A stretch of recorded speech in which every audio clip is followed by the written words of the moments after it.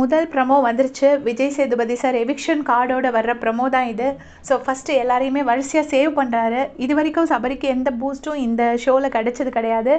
And especially அந்த பாரு Sabari captaincy task அப்புறமா சுத்தமாக போட்டு அமுக்கிட்டாங்க.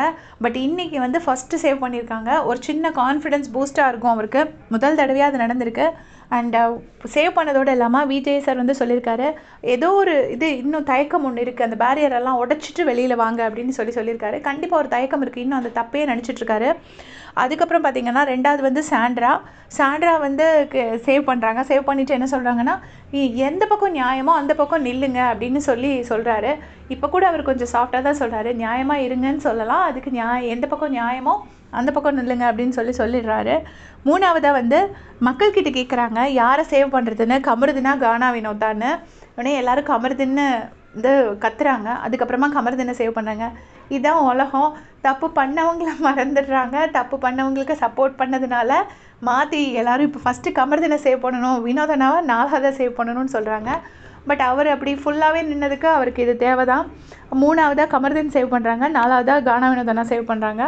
அதுக்கப்புறமா எல்லாருக்கிட்டையும் யார் போவாங்கன்னு நினைக்கிறீங்கன்னு சொல்லிட்டு வியானாவையும் எஃப்ஜேயும் ஹாட் சீட்டில் வச்சுருக்காங்க. வச்சுட்டு 2 பேர்த்தில் யார் போவாங்க அப்படின்னு கேட்குறாங்க. ஏன்னா அந்த 7ஆவது ஆள் ரம்யா நேற்றுக்கே போயாச்சு. ஸோ மொத்தம் 6 பேர் தான் இப்போதைக்கு இருந்தாங்க. அதில் மிச்சம் 2 பேர் வியானா அண்ட் எஃப்ஜே கேட்டவுடனே விக்ரமும் கமருதீனும் வந்துட்டு வியானான்னு சொல்கிறாங்க. வியானாவும் பாருவும் வந்து எஃப்ஜேன்னு சொல்கிறாங்க. பட் நமக்கு எல்லாருக்கும் தெரியும் வியானா வந்து எவிக்ட் ஆகி போயிட்டாங்க. பட் வியானா வந்து நேற்றுக்கே வந்து அவங்களோட எவிக்ஷனை ப்ரெடிக்ட் பண்ணியிருப்பாங்க. அண்ட் இன்னொரு விஷயம் வந்து நான் வந்து நேற்று அதில் சாண்ட்ரா வந்து படுத்துட்டு பண்ணிகிட்டு இருந்தாங்க அப்படிங்கிற மாதிரி நான் தெரியாமல் தம்ப்நெயில் வச்சுட்டேன். ஆக்சுவலாக ஏதோ பண்ணிகிட்டு இருந்தாங்கன்னு சொல்லியிருக்கிறாங்க. நான் அதை தப்பாக புரிஞ்சுட்டு இப்படி வச்சுட்டேன். அதை கூட காப்பிடிச்சு ஒருத்தர் வச்சுட்டாரு. எனக்கு தெரியும் ஒரு வீடியோ ஓட விட மாட்டார்.